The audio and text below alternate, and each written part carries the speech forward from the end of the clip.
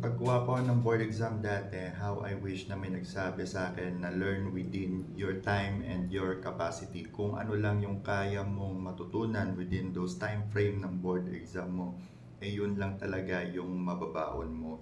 At huwag ka na magpasobra na kagaya ko, yung mali ko kasi is the day before the board exam, nag-aral pa ako, nag-memorize pa ako, ang ending na waste of time lang pala yun dahil hindi naman lumabas yung pinag-memorize ko na mga formula patungo doon sa actual day ng board exam.